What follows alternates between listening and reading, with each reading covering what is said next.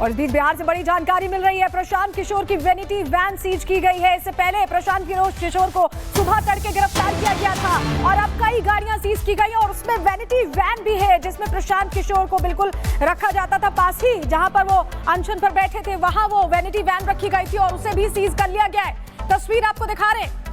पूरा मामला BPSC exam से जुड़ा हुआ है, जिसको लेकर प्रदर्शन चल रहा था और वेनिटी वैन जो यहाँ पर खड़ी थी गांधी मैदान में, और भी जो समर्थकों की गाड़ियां थी, बताया जा रहा है करीब दर्जन भर गाड़ियां सीज की गई हैं। और इसमें आपको बताएं कि वेनिटी वैन भी शामिल है जो प्रशांत किशोर की वहां खड़ी थी और हिरासत में 40 से ज्यादा समर्थकों को भी लिया गया है।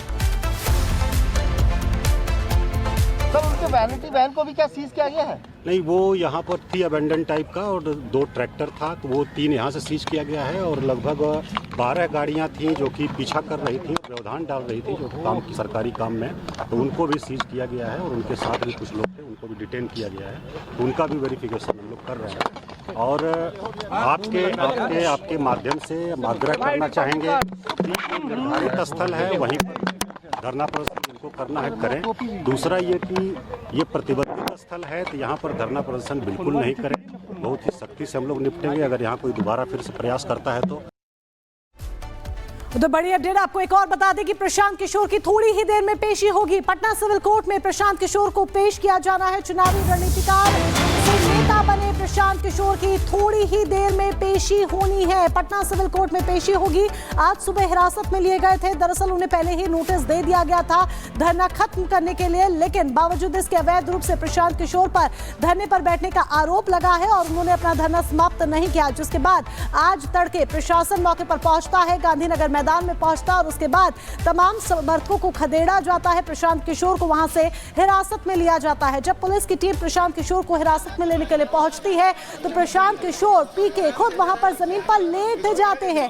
समर्थक उन्हें चारों तरफ से घेर लेते हैं ताकि पुलिस उन्हें पकड़ न पाए। तस्वीरें भी आपके सामने हैं, ये देखिए किस तरीके से प्रशांत किशोर लेट जाते हैं, लेकिन बावजूद इसके पुलिस उन्हें हिरासत में लेकर जाती है।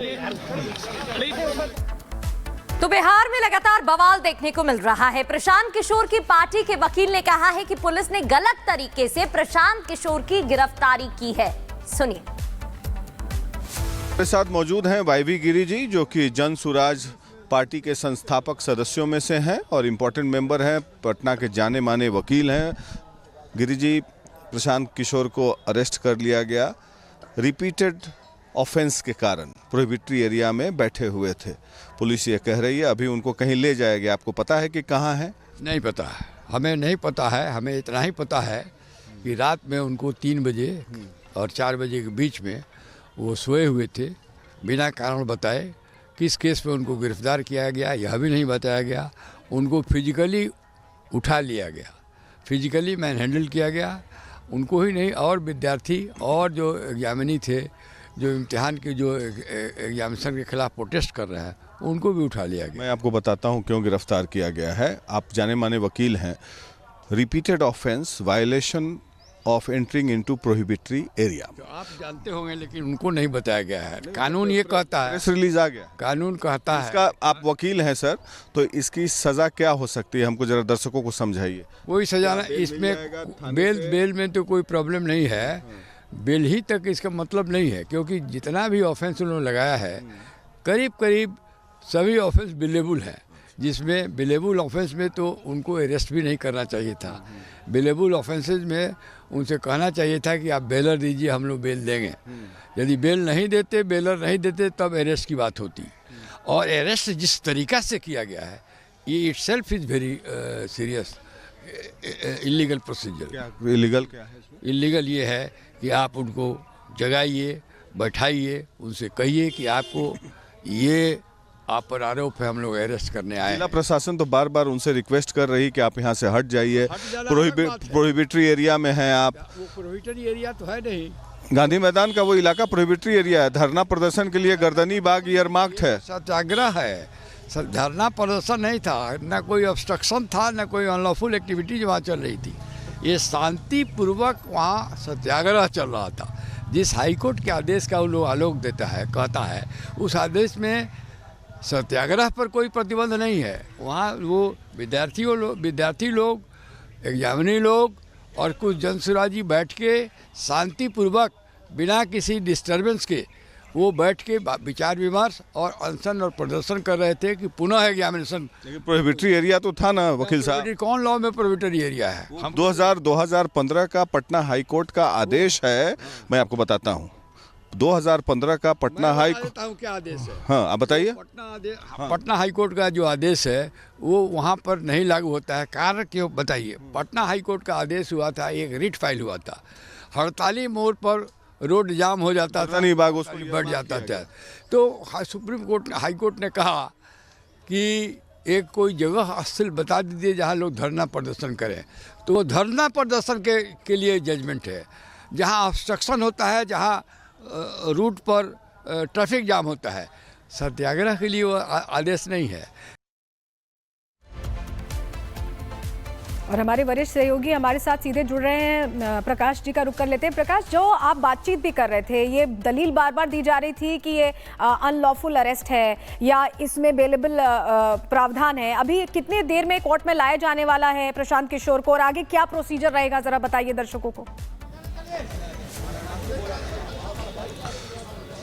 थोड़ी देर में वहाँ से उनका मेडिकल चेकअप करा के प्रशांत किशोर का कम्युनिटी हेल्थ कैंप जो हेल्थ हॉस्पिटल जो है वहाँ फतुआ से, वहाँ से ले के पुलिस रवाना हो चुकी है। थोड़ी देर में ही यहाँ पर पटना पुलिस लेकर पहुँचेगी, कोर्ट में प्रस्तुत करेगी उसे उन्हें, और देखना है कि क्या होता है। कोर्ट उन्हें, जैसा वकील बता रहे थे कि बेलेबल ऑफेंस है, बेल मिलता है या नहीं मिलता है, ये सवाल है, क्योंकि रिपीटेड ऑफेंस है और अमूमन इस तरीके के केस में बेल मिल जाता है। लेकिन देखना है कि कोर्ट का क्या रुख है। जिस तरीके से violation of rules and regulation and prohibitory area में लगातार प्रशासन के रिक्वेस्ट के बावजूद वो धरना प्रदर्शन कर रहे थे और गांधी मैदान में नियम कायदे के हिसाब से 9 बजे के बाद किसी की एंट्री नहीं रहनी है, तो वो कानून का उल्लंघन उन्हें किया है और बार बार किया है। रिपीटेड ऑफेंस वो लिखा हुआ है, तो रिपीटेड ऑफेंस में क्या सज़ा मिलती है ये देखने वाली बात होगी। थोड़ी देर में यहाँ पर सिविल कोर्ट में, पटना सिविल कोर्ट में उनकी पेशी होगी। बिल्कुल बिल्कुल प्रकाश जी, और ये भी आपसे जानना चाहेंगे क्योंकि यहाँ पर पहले ही नोटिस दे दिया गया था और नोटिस के बाद वार्निंग कई बार दी गई थी, लेकिन उसके बाद भी प्रशांत किशोर अपने समर्थकों के साथ वहाँ पर डटे रहे थे। हालांकि बेलेबल बताया जा रहा है, लेकिन क्या जो कहा जा रहा है, चाहे बात करें सरकार की तरफ से या फिर प्रशासन की तरफ से भी, कि लगातार वार्निंग देने के बाद भी वो नहीं मान रहे हैं तो एक्शन भी हो सकता है, तो उसे उस रूप में भी देखा जा सकता है।